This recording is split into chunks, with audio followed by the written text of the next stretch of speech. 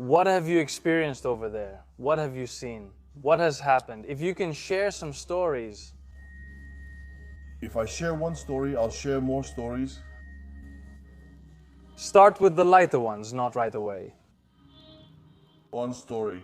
It happened with a guy with someone. He was definitely a Muslim, 100%. I told him to move from the stairs because he was sitting on the stairs and playing with his phone. You're not allowed to have a phone up there because all the girls are naked up there. All of them are naked.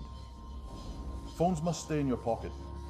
So you leave it? No, you don't leave it. You keep it in your pocket because we're watching them.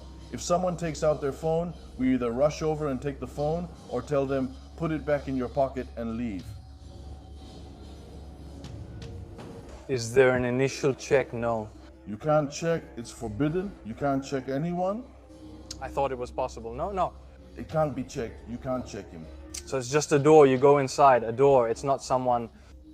No, not just the door, you just check. Only the identification to make sure it's not under 18, if it's under 18. They'll fire you, they'll throw you out of the job, and you'll even get sued on top of that. In Germany, it's very strict. All right. And tell me about that Muslim you mentioned. What happened there? He's playing with his phone, and I go up to him and say, I'm one step below, he's one step above. And I tell him, put your phone away, and he says no. I say, you see there are cameras everywhere, put your phone away. I say it's not allowed, and he says no. I grab the phone from his hand and put it in my pocket, and he comes at me. Was he big? He was big, huge. We both go downstairs. That's what you told me. Yes, we both fell down the stairs. The space was also small. The space is small, it's winter, you're wearing a jacket, you can't move comfortably. You can't move comfortably, and the stairs, it's 2 floors, one on top of the other. Punches, kicks, punches, whatever you could, whatever you managed.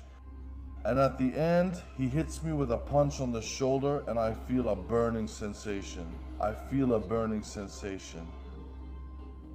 But you didn't do anything about it? I didn't do anything about it because I was so furious. Because with girls, you have to give a lot of reassurance. That Jorgos works downstairs and no one can mess with me. Or Christos works, no one can mess with me. They're downstairs, and whatever happens will happen. And the commotion is over. And I go into the office, I sit down, shirts torn, jackets, things like that. And as I'm sitting at the desk, my friend says to me, dude, there's blood running from your hand. And I say, where, man? So I look and I see a hole in my jacket. I take off my jacket, take off the pullover I was wearing, and man, I see a whole hole. I couldn't figure out what hit me so hard. Imagine that, man. I couldn't figure it out. I was holding it in my hand, it hit me. Anyway, he left, the ambulance came, they stitched me up, but I kept going. I kept working there. Didn't you ask why I'm here? Should I go? No? No, because things just keep happening, I mean, even from the smallest thing, up in Germany you get into fights because there are so many different groups. These things aren't everyday occurrences, no. No, these things don't happen every day. It just happens sometimes. You haven't had anything like that happen to you before, have you? Stabbed? Beaten? No, there was another incident. Let me tell you about that. There was another incident. It happened upstairs in the room. I always have the master key, so I can open all the doors in the love house there, in the hotel, just so you understand. But why would you open the door? What's going on over there? When the girl is inside, if she's in danger. Behind the girl's bed, there's a button. So if there's a problem? She presses the button, and down at the reception where I am, her number lights up. That means there's a problem in this room. You need to intervene with the keys. And there are 2 of you? There are 2 of us. One always sits outside the door, one always inside the door, always inside the room. And I go upstairs, I quickly go inside, and both of them were naked. Of course, in the room. I open the door, I go inside, and I tell the girl to go out, And as I say, go out, the guy talks to me. 50-50. You can see that he's worn out, man, that he's a night guy too. You can see he was wearing a gold chain, how many meters long. I checked him out from head to toe and he says to me, buddy, stay where you are, because he says there's iron. In German, he tells me there's iron. Me, with all that excitement, all that craziness going on, something was happening up there. I didn't pay any attention to him. And I sit in front of the door and he comes up to me and says, there's no issue, there's no problem. He says, well, let me get dressed calmly and I'll leave. I said, get dressed. I take 2 steps back, I let him get dressed, and he takes his jacket and his bag. And I saw the iron below. When do you say, is he something? I say him, I say something, I say he must be from some team, because up in Germany there are many different teams playing. There are Croatians, there are Albanians, there are Pontians, Russians, not like here in Greece, the Pontian Russo-Germans, just so you understand. Russo-Germans, there are also Kurds, there are also Turks. Which ghettos are the toughest? The Kurds. The Kurds, don't mess with them. The Kurds, dude? Are they all together, huh? All together. I mean, if something happens, it's a problem, you might have 200 people coming at you.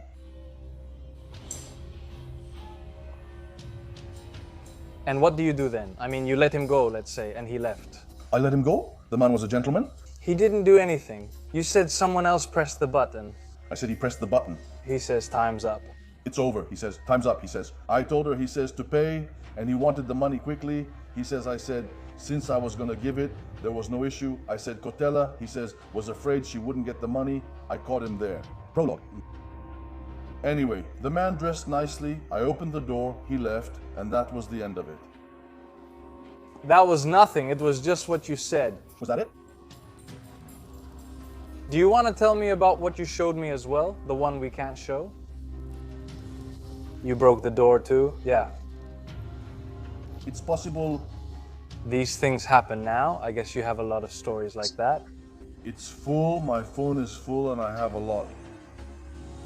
Something happens upstairs, I go up. He was a black guy, 2 meters tall but thin, not huge, he just had height. I walk in and he says, call the police. I say, why should I call the police for you? I can solve your problem with the girl. He says, no, call the police. I want to press charges against the girl. I say, you can't press charges here. Get dressed and come with me downstairs to the office. I'll call the police and you can do whatever you want. He stands up from the bed. I tell the girl to step outside. The girl goes outside, I close the door and I tell the man, I say either you get dressed or you go outside by force. He tells me, if you have the balls, kick me out. Was he like that? And I throw a punch to the stomach, I throw a punch to the stomach. He goes down, I put him in a headlock. How do I put him in a headlock? From 2 meters, it became 1 meter. From 2 meters, it became 1 meter. And how do I put him in a headlock? I'm opening the door one-handed because after I punched him and he dropped to his knees, I held him up under my arm.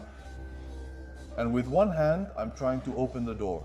I open the door and he climbs up onto the door, holding on tightly with both hands. And now I'm trying to pull him down from the door.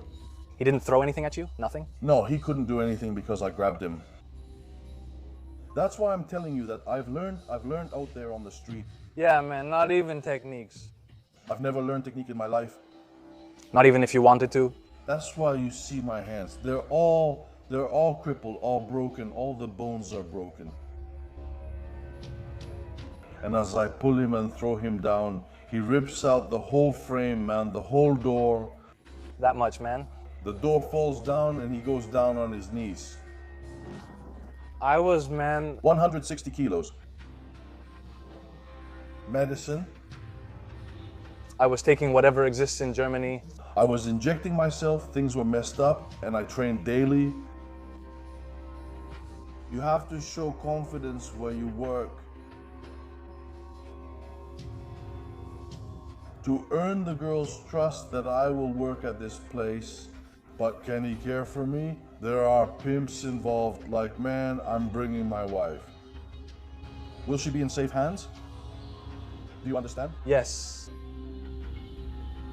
And I grabbed him by the neck, dragged him across the whole shop, and threw him down the stairs.